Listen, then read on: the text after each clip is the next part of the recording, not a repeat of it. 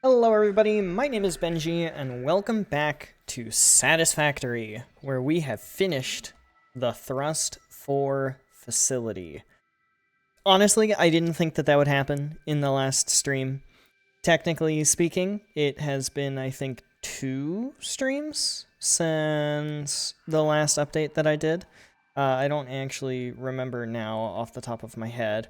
But as the sun begins to rise in the game world and the music starts to come up, I figured this would be a good time to start recording. And I'm also running out of time to actually record something today. So we're just going to go on ahead and we're going to take you through the entirety of our Thrust 4 Phase 5 facility. So you can see we have everything prepped here for the Thrust 5 facility. Also, I can actually go over to my little notes here, and after I don't even know how many hours, I can put a little check mark next to the Thrust 4 facility. So just to kind of break down the process again, Thrust 1 was the aluminum facility way off somewhere in the Red Forest. I don't even think that you can really see it. There it is. You can see it. I was wrong. It's right there. And then Thrust 2 was the oil facility. Those both took barely any time at all. The aluminum facility took 1 stream. The oil facility took 2.5, or 1.5, I think. Then the harvesting took like 2 streams. That was Thrust 3, was the train logistics. And going around the biome here and grabbing all of the materials took quite a bit of time. And then Thrust 4 has been ever since, which has been quite the journey. So we have all of our different raw materials coming in and being processed here in the smelting facility. So we've got iron in the back, steel right there, copper there, caterium here, quartz crystals, silica, copper powder, concrete, Fixite trigons, reanimated SAM, and Fixite ingots are all kind of in those 2 little blocks there. Then all of those belts come over here to the Thrust 4 facility for all of our intermediates, including nitrogen gas, that rubber, plastic, time crystals, and aluminum ingots as well. Man, those aluminum ingots are flying! Oh man, they were flying for a second. And then we just kind of started working up the tiers of all of our different processing levels. So we've got all of our iron products right here in the first little shelf, or line, as I believe I was calling them. So we've got our iron plates, we've got screws, we've got reinforced iron plates, we've got some aluminum products here, alclad aluminum sheets, and aluminum casings, which it looks like aluminum casings are actually... they have completely depleted their backup, so that's kind of fun. We have all of our steel products, steel beams, steel pipes being used with the molded alternate recipes. Then we have our copper products. We have copper sheets, copper wire, cable. Then we branched off and did all of the motor-related processing. So we have caterium quickwire, because caterium ingots are much less dense than caterium quickwire. 5 times less dense, in fact. And then we've got our rotors using the steel rotor alternate recipe, stators using the quickwire stator alternate recipe, and then we have motors just using the default recipe with the stators and the motors. Then we've also got over here some more quickwire, AI limiters, electromagnetic control rods, circuit boards, and I don't remember, that's more quickwire. And then the quickwire and everything goes into some high-speed connectors, and that is all of our silica. So we've got the silica, we've got the circuit boards, we've got the quickwire for all of our high-speed connectors, and the high-speed connectors seem to be doing just fine all by themselves here. I really like the look of this curved belt. It's kind of spaghetti. And you can see that our main bus of materials has been shrinking over time, and our sub-bus of all of our finished materials has been growing over time. And then certain things are kind of going off to the Thrust 5 big bus over there. And then the Thrust 5 big bus is going to be a giant central line over in the Thrust 5 facility. But we'll get there. Well, we'll get there in a minute when we actually get there. Then I think the last thing that we went over might have actually been the high-speed connectors last time, because it was either that or it was the fused modular frame that we went over last time. Regardless, we have our modular frames using the steel alternate recipe. Pinged the wrong spot. Then we have our encased industrial beams using the encased industrial pipe alternate recipe. And heavy modular frames using the encased heavy modular frame alternate recipe so that we don't have any screws. We've got pipes, we've got concrete, we've got beams, we've got mod frames, and the dreaded modular frame tree is finished with that. And then we have our, last but not least, fused modular frames. So we have our aluminum casings going in with the heavy modular frames and some gas, and then we've got our fused modular frames, which are starting to back up, which is a good sign overall. And then certainly the new stuff, because this was all the rest of this was built in the final stream, day 28, or part 28. We have our heat sinks, which is the rubber heat sink alternate recipe. Very nice. And our heat sinks then go in to creating our radio control units using the high-speed connector alternate recipe, and cooling systems using the motor alternate recipe. We had a little bit of gas throughput issues, but those seem to have been resolved using a pump, so that's why there is that pump right there. Then we're using the OC supercomputer alternate recipe for cooling systems and radio control units to make our supercomputers. Some of those go off to other places. And then we have our turbo motor recipe, which I believe is just the default. Yes, it is in fact the default alternate recipe. So rubber, motor, radio control unit, cooling systems. And then over here we have our giant array of crystal oscillators, because crystal oscillators are hungry, hungry hippos. They take a long time to produce, and they take a lot of input materials, which is why we let a lot of these things just buffer over time. That way we end up having less cold start issues, which you're kind of seeing a little bit of here as the crystal oscillators. Yeah, I mean, they're backing up on this side, but they're not really backing up on this side yet, and that is completely the fault of the system in and of itself. So that's kind of fun. Then we, last but not least, have our computers, which are the crystal computer alternate recipe. Got circuit boards and crystals. That's where all the rest of the circuit boards have gone. Then we have our pressure conversion cubes, radio control units, and fused modular frames with the copper powder to make nuclear pasta. We've got 2 of these giant honking things making nuclear pasta so that we can make singularity cells. And singularity cells are extremely important for, I think it's the ballistic warp drive in the Phase 5 space elevator parts. Then we get into the complicated stuff. This has all been particularly easy. I mean, the entire process as a whole is difficult, but each of these little sub-factories isn't terrible. Like, the high-speed connectors were kind of rough with the circuit boards and everything else. The modular frames, I just hate modular frames for some reason. I don't really have a reason to hate modular frames. I just do, okay? So, modular frames, that sucked a little bit. Even this system wasn't too bad to set up with, like, the supercomputers and the turbo motors and everything. It really didn't take a whole lot of effort to get the turbo motors up and running. I mean, I literally made the heat sinks, I made the radio control units, I made the cooling systems, and then I decided, hey, while I'm here with all of these materials, I may as well just go on ahead in this giant empty space, make supercomputers and turbo motors. And then it's done. That whole system is just completely and entirely finished. And then the crystal oscillators, it's just big. I mean, it's no bigger than the high-speed connector build. So it's just big. It's not that big. And they're not that tall either. None of these modules are particularly tall.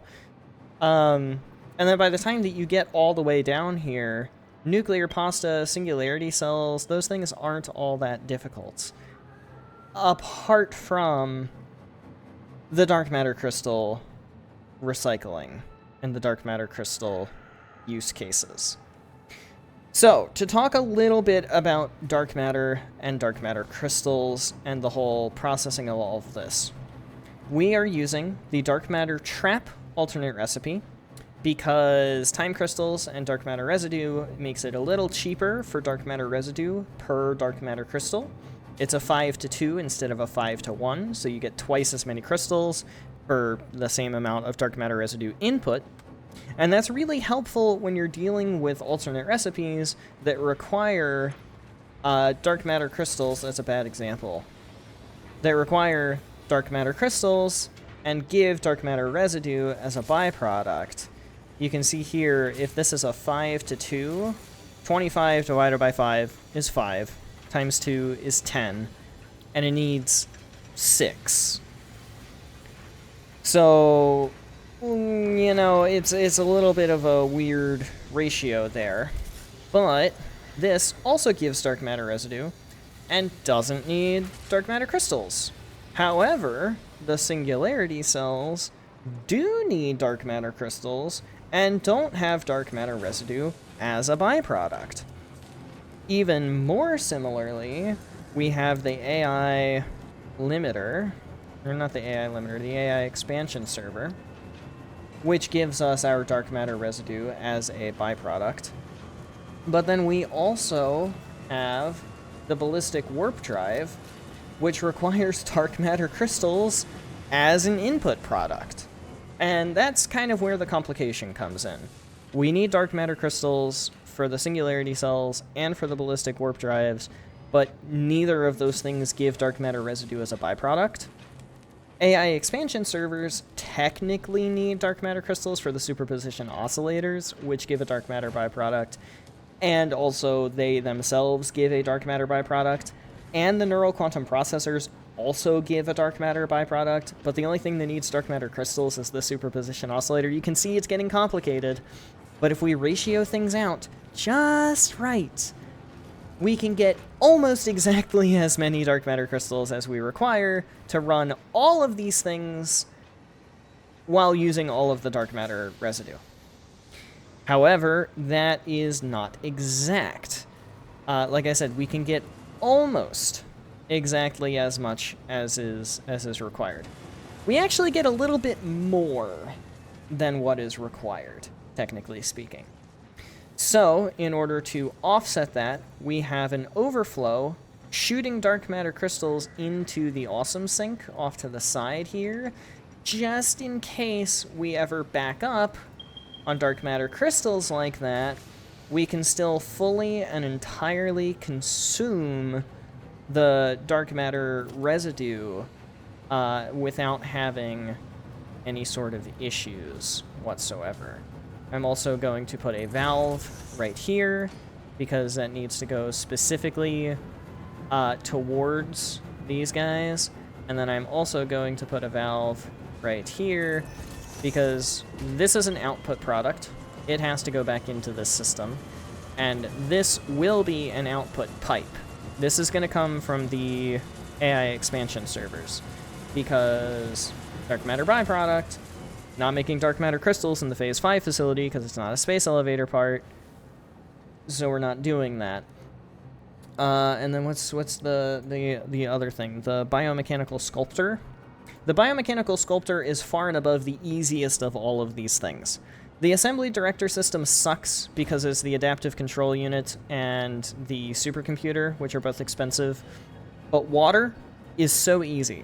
10 per minute to get 2 per minute, that's nothing.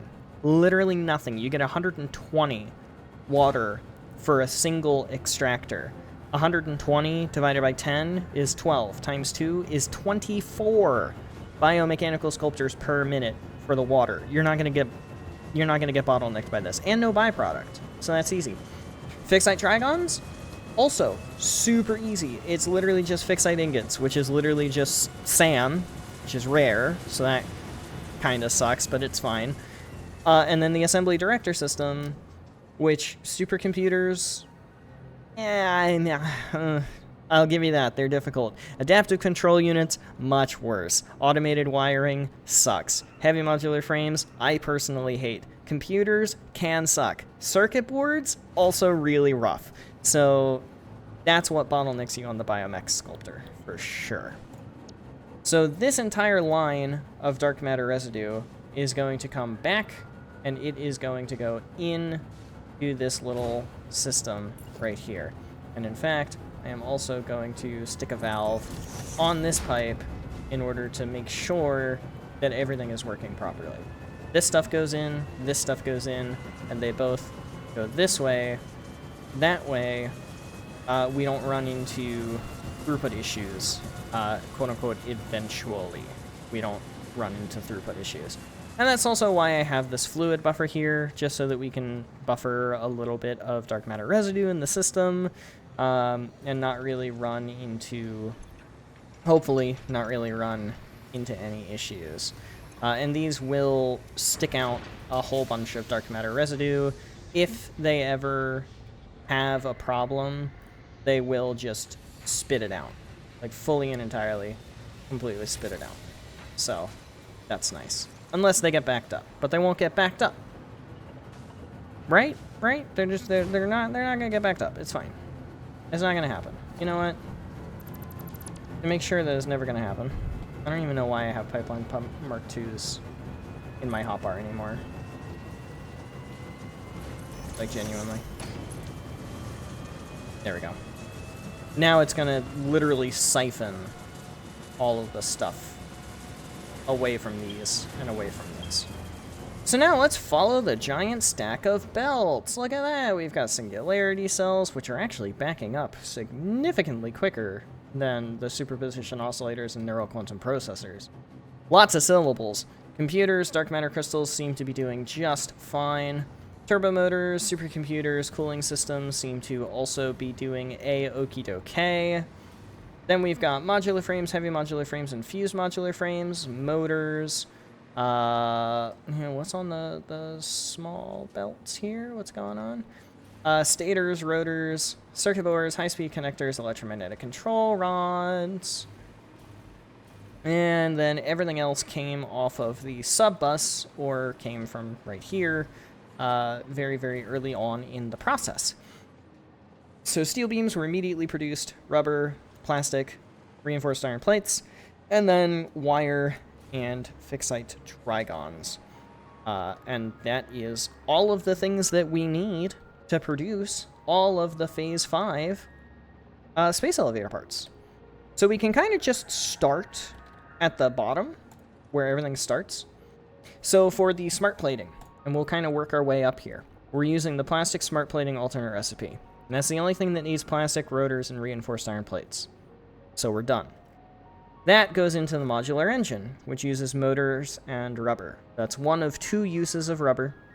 And I think that's it for the motors. Then, the modular engine gets used to make the thermal propulsion rocket, using itself, the turbo motors, cooling systems, and fused modular frames. That's the only 3 uses of these items. Then the thermal propulsion rocket happens, and that gets used in the ballistic warp drive, with the singularity cells, superposition oscillators, and dark matter crystals. That's why we're bringing those over here. Then, the versatile framework has its own thing that it works itself up. We use the flexible framework, so modular frame, steel beam, and rubber. This is the other use of the rubber, and that's it for steel beams and modular frames. That gets used with the ECRs, the electromagnetic control rods, to make the magnetic field generators. Then the magnetic field generators get used with neural quantum processors, superposition oscillators, and excited photonic matter, which is free in a converter, just at the cost of energy, to create the AI expansion server and the byproduct of the dark matter residue, which is then going to get sent back into the Thrust 4 facility itself. Then, last but not least, we have the automated wiring. We are, again, using the alternate recipe. We're using all the alternate recipes that are available to us. You'll notice that most of the advanced space elevator parts don't have alternate recipes, so we're using the ones that do. That's stators, wires, and high-speed connectors. That's the only uses of those. That gets used in the adaptive control unit to make, with itself, circuit boards, heavy modular frame, and computers. Then that goes into the assembly director system with supercomputers, and last but not least, the biomech sculptor. So as a sort of plan, quote unquote plan, you can kind of see we have a little bit of a grid here. So we've got this platform, which is the same size as this platform. So they're going to be decorated similarly. And we've got all these belts and bridges and stuff that go between the two systems. Then we also have this bridge that goes between these two systems. And so we've got our Thrust 4 facility. Well, we're going to have another bridge that goes between this facility and the Thrust 5 space elevator part facility. And that's going to extend in a little bit of a square going this direction. It's going to be the same width as this, but probably not nearly as long, and I may not even have to make it as wide. That's something that's kind of up for debate in my mind still. But it's going to go right here, which means that at some point in time, we are going to end up all the way over here grabbing water. So all the way over there in that little pond, we're going to be grabbing water for the biomechanical sculptor, because I couldn't be bothered to figure out the ratios for these water towers when it ended up working out completely and entirely fine to just have the water go straight into the caterium and then straight into the limestone and just not worry about it from there. It would have been a lot of work to make it work from the train. And I don't feel like it. I don't feel like it. So that's the plan. That is the general idea of where we're going to be going with this. I know you can dismantle these now, but I kind of like leaving this as a little center point of the factory, showing that we have conquered where our siblings have failed. I just think that that's kind of a, I'm succeeding and you suck. So that's kind of nice. I guess I should mention quickly the ratios that we're going to be going for here. And you could probably figure it out just by checking all of the numbers in these machines that I've kind of showed over time. But to sort of state exactly what the ratios are we're going for, it is a total of 4 AI expansion servers per minute, which is 1 quantum encoder. A total of 4 ballistic warp drives per minute, but we've only made enough production for 2. So we're going to be sommer slooping those. Sommer sloop. We've got 18 of them. That's actually not that many. We might run into problems. But we're going to sommer sloop those to get another 4 per minute. And then the biomechanical sculptor, since this is 256, 200, at 4 per minute, they're going to finish around the same time. Any excess is going to go straight into the awesome sink for coupons, too, because I want the golden nut. I very much want the golden nut. And you can see in terms of coupons, it's not what I wanted. Coupons. We're a little over halfway there. But it takes a lot of points to get to the next coupon at this point. Point. So that's kind of a problem. And this should help with that quite substantially. And then since this one is quadruple the number, we're making quadruple the rate. I think we're making 15 per minute. So not 16 per minute, not actually quadruple, but very, very nearly quadruple per minute. So, mazel tov. We did good. But anyway, that is going to be it for this episode. That kind of gets us caught up. We are making good pace here, and we are just going to keep on keeping on and doing lots and lots of really cool and fun things. So yeah, tune in next time for the start of the Thrust 5 Phase 5 facility project, and we'll probably, in all honesty, they're pretty simple systems, so we might be able to finish it in a stream. If not one stream, we will definitely be able to finish this project in 2. So maybe I will have beaten Satisfactory in a year. We'll find out. But without further ado, adios, sayonara, au revoir, hasta la vista, das vidania, auf Wiedersehen, ciao, and goodbye. Please have yourselves all a fantastic rest of your day. Get some sleep if you need to. Don't forget to stay hydrated. This video is in the bag. I'll see you all in the next one. Later, y'all.